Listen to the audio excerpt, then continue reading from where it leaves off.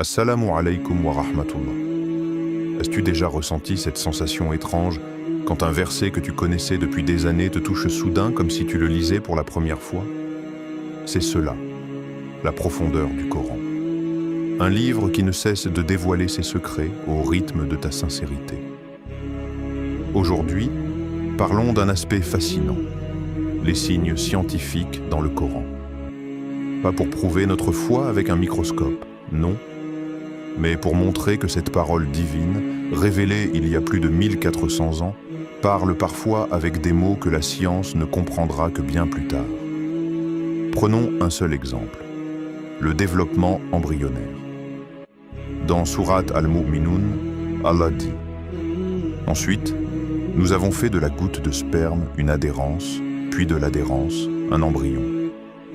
Un enchaînement précis, des étapes invisibles à l'œil nu. Et pourtant, elles sont là, mentionnées, décrites, avec des mots simples, mais puissants. Des scientifiques comme Keith Moore ou Maurice Bucaille ont reconnu la justesse de ces descriptions. Est-ce une coïncidence, une simple intuition ancienne, ou bien un signe discret, laissé pour ceux qui cherchent, à travers la science, un rappel vers leur créateur? Mais attention, ce n'est pas la science qui valide le Coran, c'est le Coran qui dépasse la science. Quand la médecine découvre un fait, c'est nous qui devons dire « Subhanallah », pas pour avoir raison, mais pour reconnaître la grandeur d'Allah. Alors, la prochaine fois que tu entends parler d'un miracle scientifique, ne vois pas cela comme un argument de débat, mais comme une invitation à réfléchir, à s'incliner, à dire « Béni soit Allah, le meilleur des créateurs ». Premier secret. Quand la science rattrape le Coran, style, contemplation intérieure, rythme lent et posé, voix basse et réfléchie, silence maîtrisé. Assalamu alaikum wa rahmatullah. As-tu déjà vécu ce moment où tu récites un verset que tu connais depuis l'enfance, mais cette fois, quelque chose en toi s'arrête?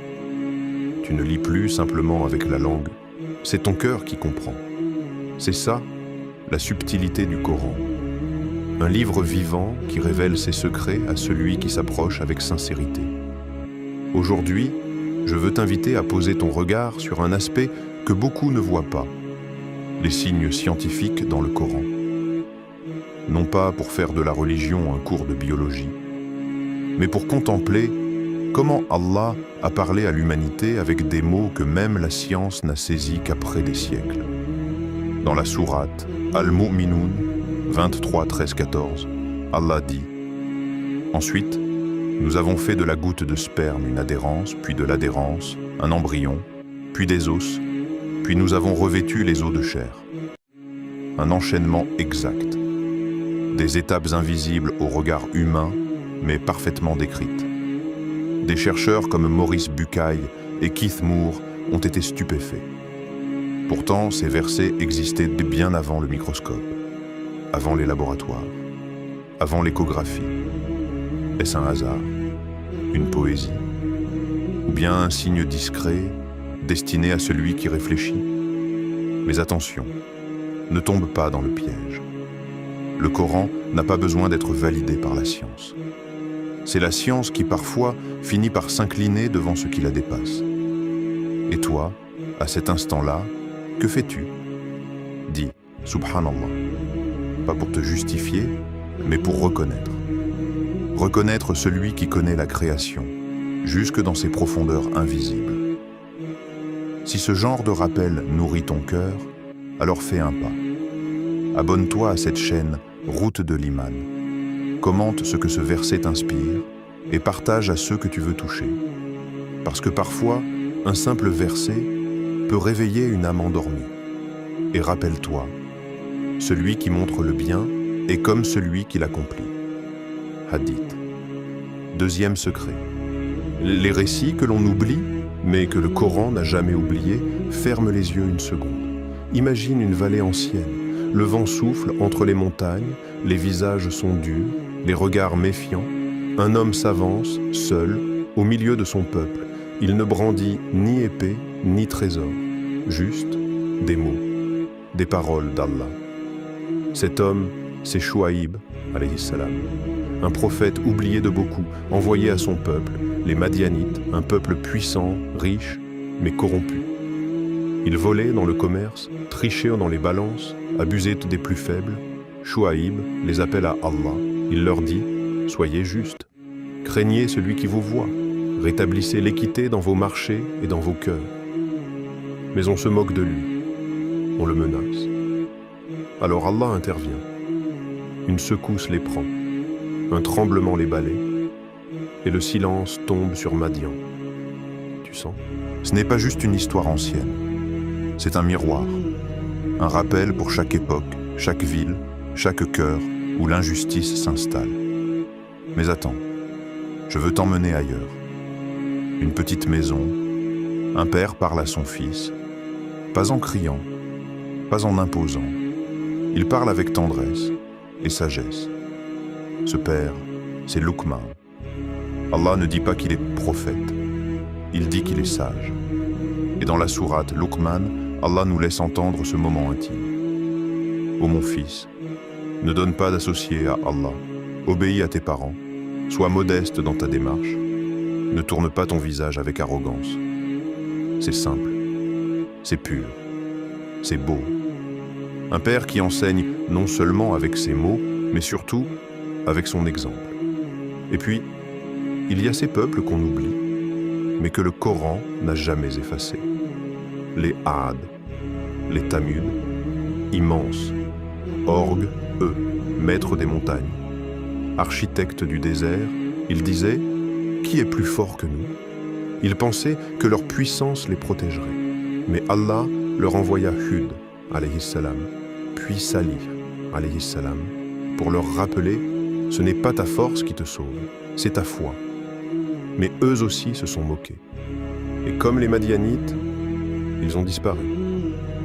Ces histoires, tu ne les vois pas souvent dans les livres pour enfants. Elles ne sont pas toujours racontées à la mosquée.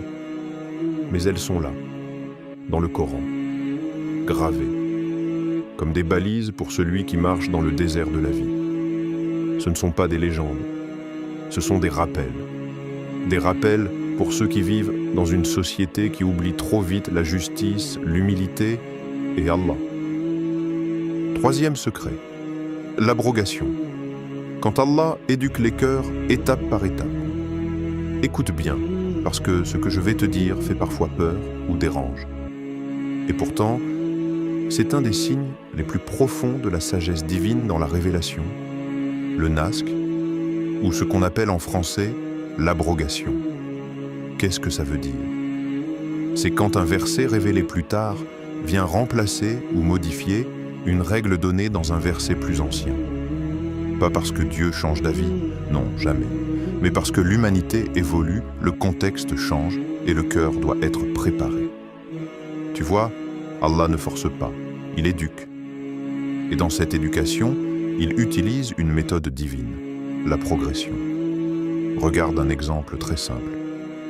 Au début de la révélation, Allah dit aux croyants « N'approchez pas de la prière en état d'ivresse » Sourate An-Nisa 4:43.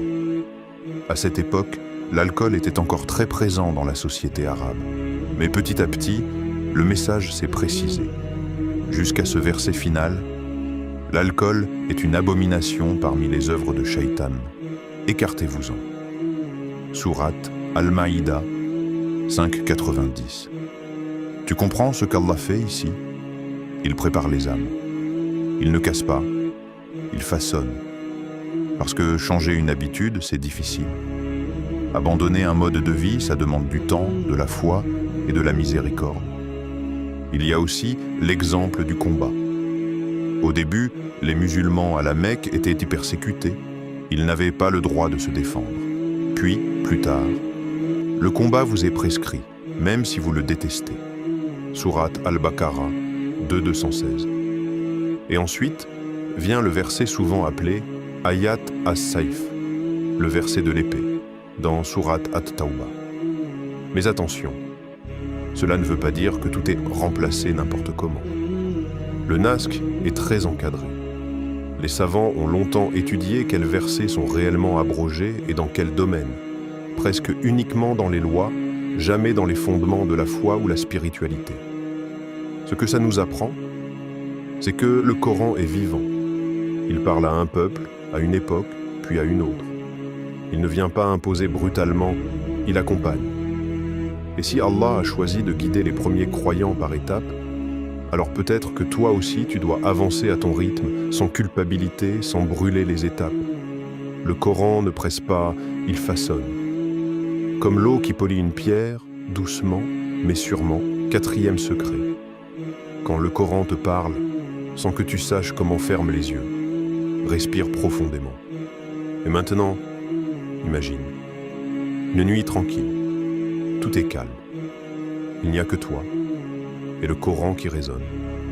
Ar-Rahman, Allama al-Qur'an, Khalaqa al-Insan. Tu ne comprends peut-être pas tout, mais quelque chose en toi vibre. Tu ne sais pas pourquoi, mais ton cœur répond. C'est ça, le miracle littéraire du Coran. Il ne te parle pas seulement avec du sens. Il te parle avec une musique, un rythme, une harmonie. Le Coran touche l'âme même avant de toucher l'intellect. Il n'est pas un simple texte. Il est un événement sonore, un souffle, un appel. Chaque verset a été révélé avec un équilibre parfait. Pas un mot en trop, pas une syllabe inutile, même la respiration entre les mots est voulue. Tu as remarqué ? Les versets sont souvent brefs, clairs, percutants. Fabi'ayyi ala'i rabbikuma tukadiban. Cette répétition dans la sourate Ar-Rahman, ce n'est pas juste de la poésie, c'est un coup de marteau doux sur ton cœur. Encore et encore, jusqu'à ce qu'il s'ouvre. Le Coran utilise les rimes internes, les allitérations, les parallélismes. Il éveille la langue, les oreilles, les yeux et l'âme. Les surates courtes comme Al-Fil, Al-Qari'a, Al-Ikhlas sont des éclats puissants. Alam tara kaifa fa'ala rabbuka bi'ashabil fil. Tu entends le claquement? Tu ressens le rythme dans ta poitrine? C'est voulu, c'est calculé. Ce n'est pas de l'improvisation. C'est une architecture sonore divine. Et puis, il y a ces versets qui prennent la forme de tableaux visuels. Allah est la lumière des cieux et de la terre. Sa lumière est semblable à une niche où se trouve une lampe. Tu ne lis pas une explication. Tu vois une scène. Tu ressens une lumière. C'est plus qu'une compréhension. C'est une expérience. Même ceux qui ne parlent pas arabe ressentent quelque chose. Car ce livre a été fait pour toucher tout être humain, quelle que soit sa langue. Le miracle du Coran, ce n'est pas seulement ce qu'il dit, c'est comment il te le dit. Et toi, as-tu déjà laissé le Coran te parler sans chercher à comprendre? Juste écouter, juste accueillir, parce que parfois, la beauté seule est un rappel. 5e secret, quand le Coran devient silence, entre toi et Allah. Il y a des versets que tu lis avec les yeux, d'autres que tu comprends avec l'intellect, et puis, il y a ceux que tu ne sais pas expliquer, mais qui t'atteignent au plus profond. Tu les entends, et quelque chose en toi se met à pleurer, sans que tu comprennes pourquoi. C'est ça, la dimension mystique du Coran, celle qu'aucune science ne mesure, celle qui parle à l'âme affamée, pas au cerveau rationnel. Les soufis ont longuement contemplé cette lumière cachée. Ils ne cherchent pas dans le Coran uniquement des règles, ils y cherchent la présence, la trace de celui qui voit tout, la voix de celui qui te parle, même quand tu ne dis rien. Quand Allah dit « Je suis proche », je réponds à l'appel de celui qui m'invoque quand il m'invoque. Sourate Al-Baqarah 286. Ce n'est pas un simple verset, c'est une porte ouverte. Pas besoin d'intermédiaire, pas besoin de formules complexes, il suffit de l'appeler. Et il répond. Pour les grands maîtres du soufisme, comme Rumi, Ibn Arabi ou Al-Ghazali, le Coran est un jardin de secrets. Chaque mot cache un autre monde. Chaque silence entre deux lettres est une respiration divine. Rumi disait « Ce livre n'est pas fait de papier, il est écrit sur l'eau du cœur. » Tu comprends? Le Coran ne se lit pas seulement à voix haute. Il se lit aussi en silence, quand ton cœur est pur ou brisé. Les mystiques ont vu dans certains versets des mystères lumineux. Le verset de la lumière, par exemple, « Allah est la lumière des cieux et de la terre » Sourate An-Nur 24, 35. Ils n'y voyaient pas seulement une image, mais une réalité invisible, la lumière qui guide le croyant dans les ténèbres intérieures. La lampe dans la niche, c'est peut-être ton âme, si tu la nettoies. Et cette lumière, c'est Allah, si tu l'invites à y entrer.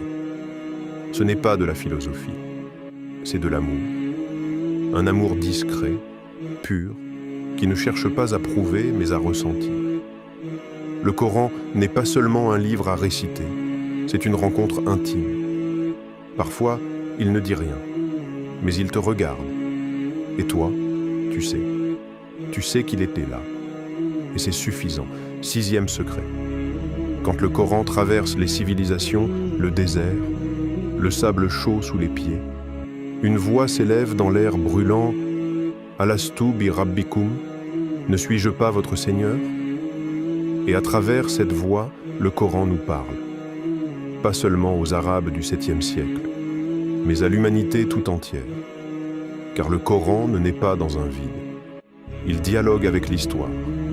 Il évoque des peuples anciens, des royaumes oubliés, des civilisations entières. Pas pour faire de l'archéologie, mais pour rappeler, pour éduquer, pour unifier. Écoute ce nom, Pharaon. Ce n'est pas juste un personnage du passé, c'est un symbole. L'orgueil, l'injustice, la tyrannie, mais aussi l'illusion du pouvoir. Allah raconte à plusieurs reprises l'histoire de Moïse, alayhi salam, face au Pharaon. Pharaon dit « Ô Haman, bâtis-moi une tour, peut-être atteindrai-je les cieux. » Sourate Al-Qasas 28, 38. Tu entends ? Un roi qui voulait défier Allah, et un prophète seul, mais soutenu par le Tout-Puissant. Le Coran t'invite à voir l'Égypte ancienne, non pas comme un décor, mais comme un avertissement. Car l'arrogance existe encore aujourd'hui. Et parfois, c'est dans nos propres cœurs qu'un petit pharaon dort. Mais ce n'est pas tout. Dans la sourate Al-Kahf, Allah parle d'un homme mystérieux, Dhul Qarnayn. Certains l'identifient à Alexandre le Grand. Mais là encore, ce n'est pas son nom qui compte, c'est son rôle. Un dirigeant juste qui voyage d'est en ouest, qui construit un mur entre les peuples de la terre et Gog et Magog. Il incarne la justice, la responsabilité, le pouvoir qui sert et ne domine pas. Plus loin encore, dans l'histoire de Noé, on retrouve des échos aux récits mésopotamiens, le déluge, l'arche, la montagne. Mais ici, le Coran reformule l'histoire. Il corrige les mythes et y insuffle une guidance divine. Tu vois, le Coran n'emprunte pas, il réoriente. Il prend des récits familiers à l'humanité et leur donne un sens sacré. Il ne s'agit pas simplement de raconter, mais de réveiller, de dire à tous les peuples « Regardez ce que vos ancêtres ont vécu. Voici ce qu'ils ont oublié. Voici ce que vous devez retenir. » Le Coran est un livre universel, mais aussi intimement enraciné dans l'histoire humaine. Il traverse les civilisations, non pas pour nous divertir, mais pour nous faire comprendre que la vérité n'a pas de frontières et que le rappel est pour toute l'humanité 7e secret, le Coran. Une lumière pour ceux qui avancent dans l'obscurité. Tu sais, il y a des jours où tu avances, mais tu ne sais pas où tu vas. Des jours où tu pries, mais ton cœur reste sec. Des nuits où tu te réveilles, vide, où tu fais les bonnes choses, sans plus rien ressentir. C'est dans ces instants-là que le Coran ne te juge pas. Il t'attend, silencieux, ouvert, présent. Le Coran n'est pas un livre d'information, c'est un compagnon. Pas un manuel sec, mais une présence vivante. Il ne te parle pas uniquement quand tu es fort, il vient te chercher quand tu tombes. Quand tu ouvres ce livre, tu n'as pas besoin d'être parfait. Tu n'as pas besoin de tout comprendre. Tu as juste besoin d'un cœur sincère, d'un moment de vérité. Allah a dit « Ce Coran guide vers ce qu'il y a de plus droit. » Sourate Al-Isra, 17:9. Il ne t'offre pas la facilité, mais il te montre la direction. Même dans les ténèbres, il éclaire l'orphelin abandonné, il redresse celui qui est courbé par les fautes, il console la mère qui pleure, il secoue celui qui dort et calme celui qui tremble. Dans la sourate Taha, quand Moïse entend la voix d'Allah pour la première fois, il est perdu, apeuré. Mais Allah lui dit « Je t'ai choisi, écoute donc ce qui t'est révélé. » Et ce qui lui est révélé, c'est le même livre que toi tu tiens aujourd'hui. C'est le même souffle, la même lumière, le même appel à te lever. Ce n'est pas un livre réservé aux savants. C'est un livre pour celui qui cherche, même maladroitement. Celui qui pleure dans sa sajda. Celui qui revient après s'être éloigné. Le Coran n'a pas besoin de ta perfection. Il veut juste ta vérité. Et chaque verset que tu lis est comme une clé. Une clé qui ouvre un verrou. Un verrou sur une porte oubliée, peut-être dans ton cœur. Et quand cette porte s'ouvre, même un peu, la lumière entre. Pas la lumière du soleil, mais celle d'Allah. Et quand Allah éclaire une âme, elle ne se perd plus. Conclusion. Et maintenant, que vas-tu faire de cette lumière? Tu as écouté, tu as voyagé. À travers les mystères de la création, les histoires oubliées, la sagesse dissimulée dans chaque mot du Coran. Mais maintenant, je veux te poser une seule question. Qu'est-ce que tu vas en faire? Le Coran n'est pas fait pour être simplement admiré. Il est fait pour transformer. Pas d'un coup, pas en un jour, mais par des pas sincères, discrets, constants. Peut-être que ce rappel t'a touché, peut-être que ton cœur s'est serré, peut-être même que tu t'es vu dans l'une de ces histoires. Et c'est là que tout commence. Car si Allah t'a permis d'écouter jusqu'ici, ce n'est pas un hasard. C'est peut-être un appel discret, une invitation intime, une main tendue depuis le ciel vers ton cœur. Pas pour t'impressionner, mais pour te ramener à lui. Le Coran n'est pas un livre figé dans le passé. Il est vivant avec toi aujourd'hui, maintenant. Il connaît tes failles, tes doutes, tes luttes, et pourtant, il continue de t'appeler. Alors ouvre-le, même si tu lis lentement, même si tu ne comprends pas tout. Lis avec ton cœur, écoute avec ton âme, et laisse chaque verset déposer une graine dans ton sol intérieur. Un jour, cette graine poussera, et tu verras que tu n'es plus seul, que tu marches sur un chemin de lumière, un chemin vers ton Seigneur. Et si cette vidéo t'a parlé, abonne-toi à cette chaîne Route de l'Imam. Parce qu'ici, on avance ensemble, pas à pas, vers la même direction. Laisse un commentaire. Dis-nous ce que le Coran a changé en toi. Et partage ce rappel à quelqu'un que tu aimes. Parce que parfois, un simple verset peut changer une vie.